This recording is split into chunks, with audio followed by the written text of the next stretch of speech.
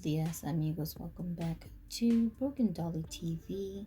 My name is Gypsy, and you should be subscribed if you aren't, because you'll regret it later if you don't. Alright, today I gotta give a special shout out to one of our viewers, Joey Girl. Hope I'm saying your name correctly. This person made a request. Well, I decided to make this video because I felt like this is something a lot of people have issues with, especially when they're first entering the collecting community and they aren't like children still. They're not like teenagers. The negative stereotypes that come from people outside the community when they find out that you are a doll collector. Well, let's talk about these stigmas first of all. Toy collecting is viewed as bizarre because toys are normally associated with children, so people believe that they're meant for kids. What are you adults doing with these toys?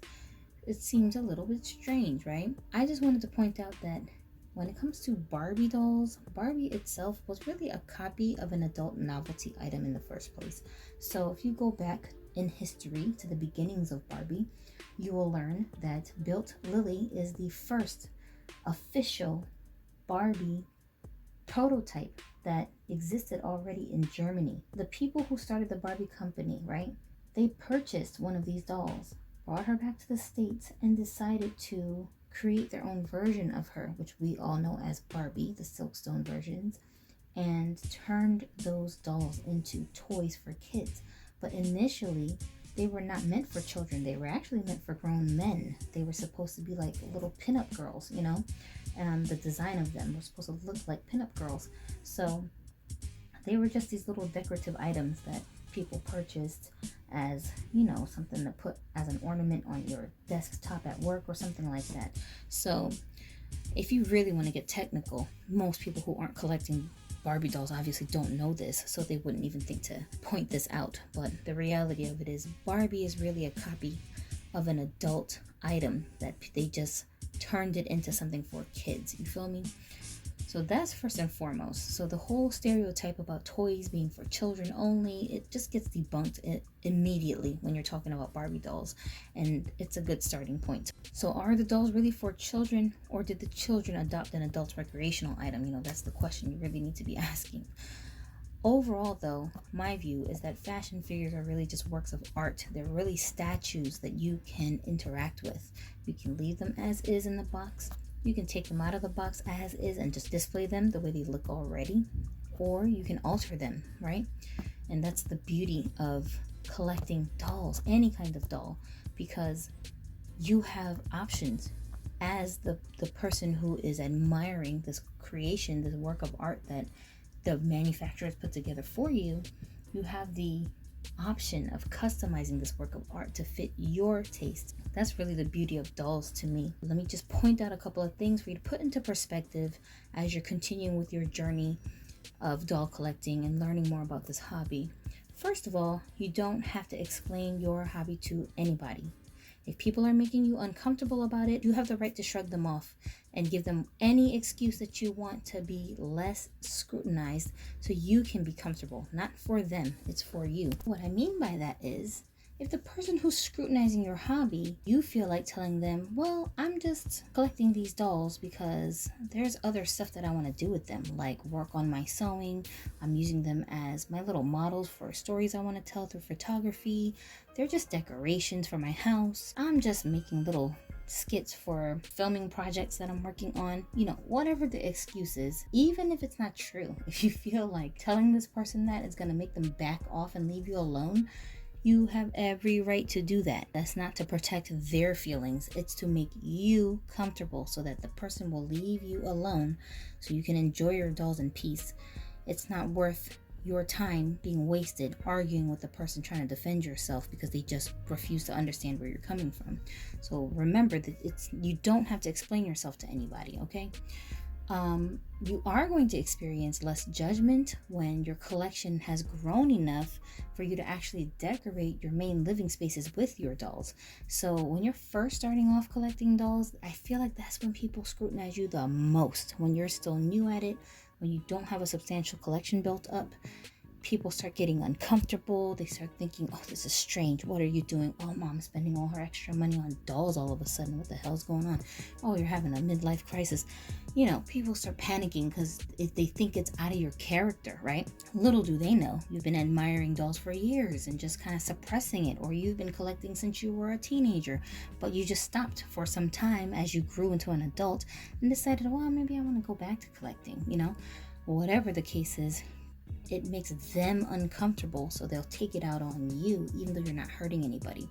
So just remember that when your collection gets bigger, people scrutinize you less. Why? You'd think they do it more, right?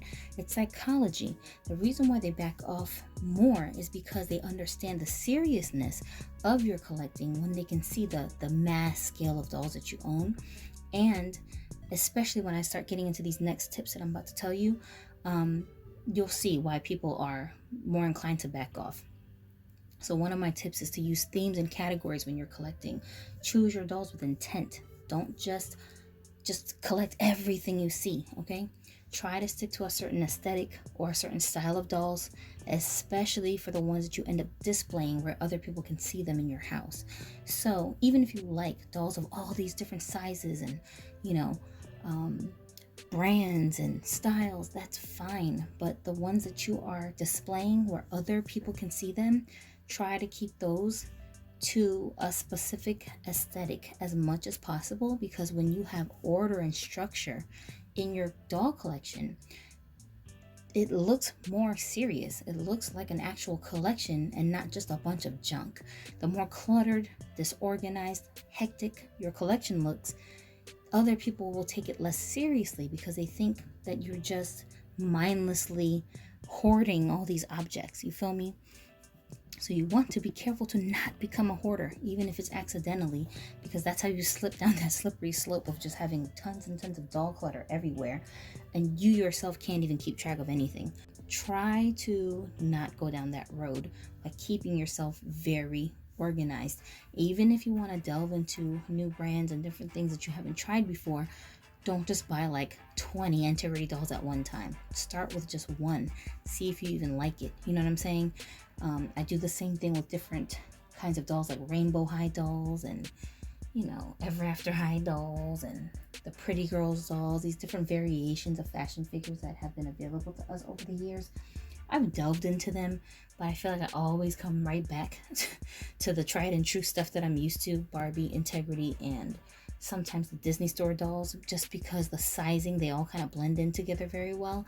They can share each other's clothes. It just makes my collection more minimalistic, so to speak, rather than having just so many colors, so many head sizes, so many heights of dolls. I myself also collect other sizes of dolls. Like, I'm totally into reborn dolls, totally into baby dolls, like the Paradise Galleries dolls and Ashton Drake dolls. I like those kinds of dolls as well. And child size dolls that they used to have at Masterpiece Galleries, they don't sell them anymore, which is a total freaking shame, but I just used to obsess over those dolls. I love them so much. The bigger the dolls are, the more I will make myself restricted to how many of them that I'll keep at one time, because they take up a lot of space, you feel me? And it can get overwhelming trying to organize all these different kinds of dolls. So I try to restrict myself to how many of them I'll have at one time. I try to keep those bigger dolls in a space where other people are not going to be running into them like that, like in their own separate room or a different designation of my house that most like strangers don't have access to. You know, people that don't live in my house don't have access to that. Keep your stuff as organized as possible and as uncluttered as possible. Stay within a certain aesthetic for your dolls. Have a theme. Next tip is, don't keep everything that people gift to you if it's not part of your taste. Like, give it away.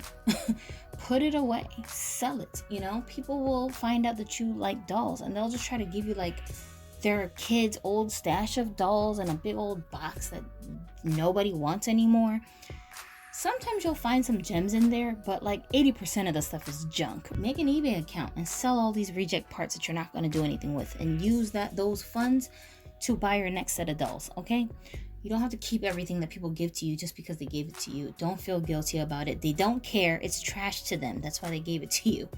Now, this I'm saying only in as it pertains to people who are not themselves collectors, just random people that find out you like dolls and they'll try to give you whatever they have stashed in their house that they don't want anymore, just taking up space. But if your collector friends, when they gift you things, that's a different story, because usually those people understand that you have a certain style that you like, so they're not going to just give you any old doll. They're going to try to give you dolls that fit the current collection you already have or are trying to build. So that's the difference between your collector friends giving you stuff and just everybody else giving you stuff. You understand what I'm saying? If it's not within your taste, you're not obligated to keep that stuff. Build your relationships with other dolly people that are online so you can distract yourself from these naysayers who just don't understand where you're coming from. When you have a balanced interaction with other doll collectors and then you realize, well, we're just all normal people. Like, you have a job like I have a job. You're just a regular person like me. Oh, you're in a relationship? Well, so am I. It's not hindering your relationship that you love dolls. Awesome. So I can just be a normal person and still like dolls? Well, this is great. In your real life, because you don't know anybody who has dolls, you'll feel more and more isolated, strange, bizarre, weird, out of place. You'll just feel like that even more than you would if you actually had relationships with other dolly people. Filming. So in my case, I have my Dollyverse fans here. I have my dolly friends over on Instagram, and we talk to each other on both sites often. But at the same time, even if I'm not talking to you guys, just being able to scroll through the feed and see your latest pictures of your dolls and your collection and your projects, it's inspiring for me, and it's a great reminder to me I'm not alone out here. There's so many people out here that's doing the same thing that I'm doing, and we all understand each other. We don't have to explain ourselves to each other, right? We just appreciate each other's love of these beautiful creatures that we call dolls, right? So just that feeling of knowing I belong to this group of people, that's all that really matters. But if you want to take it a step further, shout out to my dolly friends who this pertains to, but some of these people who I've met first online, they turned out to be really awesome people. Like, we have a lot of things in common other than dolls, so we'll end up exchanging phone numbers, and we Skype each other, we talk to each other on the phone, we text each other. We're not always talking about dolls. Sometimes we're just talking about day-to-day life things.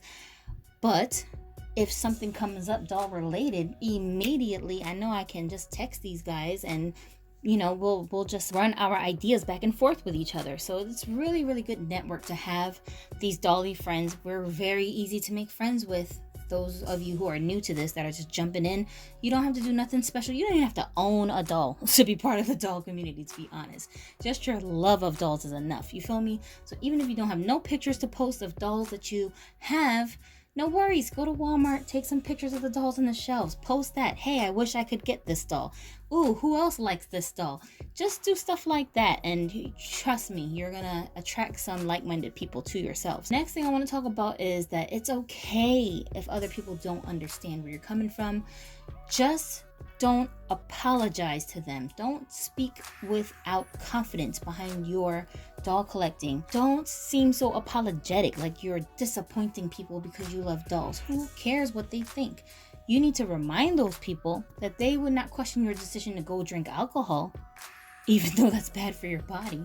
They're not going to question you if you decide to start smoking all of a sudden, or even doing light drugs. It's bad for your body, but they're not going to question you about it. You understand what I'm saying? They would not question your purchase of totally useless items that serve no purpose except to be looked at, such as household decorations. Like, how many people have portraits hanging up on their walls? How many people have other wall hangings in their house? How many people have tabletop decorations? Give me a like when you hear this part of the video if you are a person who lives in a house that has decorations all over it. Guess what? Your dolls are no different.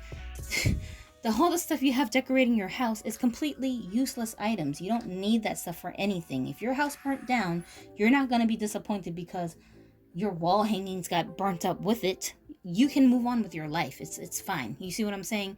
It's just a preference to look at these beautiful things when you're in your space, because what person doesn't want to feel at peace when they're home in their safe place? Well, that's what dolls are for a lot of us. It's just, we're just in our safe place, and we happen to be able to actually interact with these works of art. They're just like the statue of that elephant that you have sitting on your dining room table, except you can't dress the elephant, you can't paint the elephant, you can't body swap the elephant, you can't do anything with the elephant, you can't pose the elephant, you can't do anything with that elephant except stick it on top of your table. With Barbies and dolls, completely different. You can totally interact with them. You can pose them in a whole entire room set that looks like a duplicate of your own house. There's so much creativity that can go into it that just makes you feel like, oh, I can relax. And that's why a lot of us collect dolls. You know, it's therapeutic. So people don't understand that about you. Oh well, I guess they're just not gonna understand it, you know? But just remind them that they are mostly uncomfortable with you collecting dolls because of their own biases that are internalized through society and media and what other people say. That's all. You're not harming anybody, right? So if you're not harming anybody with your hobby, it doesn't matter what they think. You feel me? You're being responsible in the other aspects of your life. People should just leave you alone about it. So just keep that in mind as you're interacting with people who like to say little judgy things or make you feel some kind of way. And then the bonus part here, Joey did mention that you have Asperger's, and so do I. And I totally understand where you're coming from when you're saying that you get kind of obsessive over things, especially like if you're into dolls, then I totally can understand how you can obsess over dolls without even trying, right? But the great thing about having Asperger's is that it makes it a lot easier to make people shut up when they try to judge you about your toy collecting. I take my dolls with me freaking everywhere, like even to the doctor's office. And if people give me funny looks or if they like question me about it, I just tell them this is my comfort object. It helps me with my sensory overload issues. And they're worse when I'm in places that I'm unfamiliar with. So that's why I carry this around with me. Here, you want to take a look? That shuts them up quick because don't nobody want to be seen as a bully to people with disabilities. So we're in a good place when it comes to that. We've made some progress here, at least in the United States. I don't know what country you're in, but if you're in a Western country where things like this actually matter, there's a PC culture there, then I would assume just being able to come out and say, listen, this is my comfort object. Leave me alone. That will make people just back off because they don't even half the time understand what that even means. They just know it sounds like something medical and I should probably not be bothering you about it. Don't look at it like it's a hindrance. It's actually a blessing that you have Asperger's when it comes to this. You know, you don't have to look crazy anymore. Anyway, so I hope some of these tips and pointers are helpful to those of you, even those of you who are not in the Aspie community. Definitely, if you're part of the doll community, I know at some juncture you have dealt with things like this. And I encourage those of you who are more seasoned doll collectors that are adults, leave us some extra tips in the comment section if you can think of anything that helps you to overcome people trying to throw their negative stigmas on you because you like to collect dolls or any kinds of toys for that matter. What do you guys suggest as things to keep in mind to encourage people to not be affected by that stuff? And, you know, what else would you have added to this list that I maybe missed on or forgot about? Joey, I hope that this is going to help you moving forward in your collecting endeavors as well. And thank you for being brave enough to ask this question because, like I said, so many other people I think have the same question. And some people have asked it, but they just said it in a different way. My name is Gypsy. You're watching Broken Dolly TV. If you have any requests or questions that you would like to hear my take on, be sure to leave that in the comment section as well. And I will try my best to make a video for you guys responding to that concern. All right, I'll talk to you later. Have a dolly day.